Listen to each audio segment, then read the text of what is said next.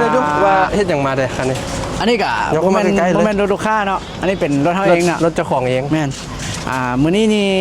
เฮาสิมารีวิวให้เบิ่งว่าคันนี้นี่แต่งหยังไปแน่แต่งทรงหยัง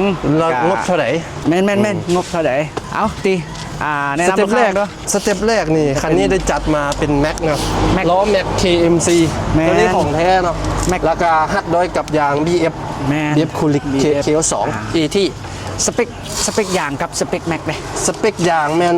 285 75 16เนาะอันนี้จะเป็น285นะแล้วก็แม็กเด้แม็กนี่เป็นออฟเซต-6เนาะเป็นออฟเซต-6ถือว่ามีความเต็มซุ้มเนาะมีดอกมาหน่อยนึงพอดีงามแล้วก็ดอกมาเลยช่วงล่างเลยติเห็นอย่างโอ้ช่วงล่างคันนี้นี่ช่วงล่างคันนี้ให้เจ้าของรถแนะนำเองเลยมาใกล้ๆนี่เขาใช้เบิ่งช่วงล่างนี่จะเป็นซกโปรเฟนเดอร์เด้อตัวนี้เป็นซกปรับ8ระดับตัวนี้นะปรับแข็งได้อ่อนได้นุ่มได้แล้วก็ตัวม้านี่จะเป็นปีกนกเด้เป็นของอย่างตี YONG ตัวนี้แมน YONG ตัวนี้ของแล้วก็ใส่ก้อนหองแมนจะมีก้อนบางเนาะก็เป็นของโรงงานตัวนี้เลยของโรงงานอย่างตีอันนี้ YONG เนาะ YONG แมนไปมาเบิ่งต่อไปเด้อันฮีทเลยไปอีกเป็นชุดห้องเขาอย่างเนาะเป็นแบบอาวุธกับว่าได้อาวุธของรถแมนที่มันของรถกันตัวเองได้เสริมหน้าล้อเนาะตัวนี้เสริมหน้าล้อ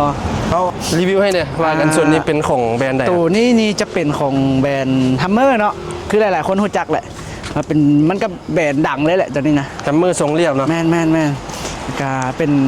สวัสดิ์ญาได้ของอย่างตีของสวัสดิ์ญาตัวนี้จะเป็นของไอรอนแมนแมนของไอรอนแมนแล้วก็มาเบิ้งนี่เบิ้งช่วงล่างต่อทางกล้องนี่เป็นกันแท่ง ERB ของรีโวเนาะแต่ดัดเนาะแมนของรีโวแต่ว่าเขาสามารถจับแต่งใส่กับวิจาวิโก้ได้มาเบิ้งบันไดข้างบันไดนี่จะเป็นของอย่างตีYAK เนาะของ YAK งามนะงานอยากแข็งแห้งตัวนี้นะเขาครับประกันให้แข็งแห้งแล้วก็ทรงเรียบงามดีต่อมาได้ตีไฟเป็นพวกไฟสปอตไลท์ของ ATZ เนาะแมนถือว่าซอยได้หลายเนาะตัวนี้เวลาเข้าป่าลุยสนามวัยรุ่นเข้าป่านี่เขาแนะนำเลยตัวนี้นะแมนเบิ้งทางหลังตีเริ่มจากโลบาเอาแมนเอาโลบาตัวนี้เป็นของแฮมเมอร์เนาะแมนถือว่าสวยงามนะทรงนี้แมนสวยงามมันเป็นสไตล์ทรงเรียบๆเลยตัวนี้นะราคาต่อไปมันท่อให้เกียร์เนาะตัวที่ขาดว่าได้เลยตัวนี้นะตัวที่ขาดว่าได้เลยปลายคู่ของแท้ตัวนี้ปลายคู่ของแท้แต่ว่าสำหรับไผ่หลายคนที่ถามว่าวีโก้ปลายคู่ตรงรุ่นมีบ่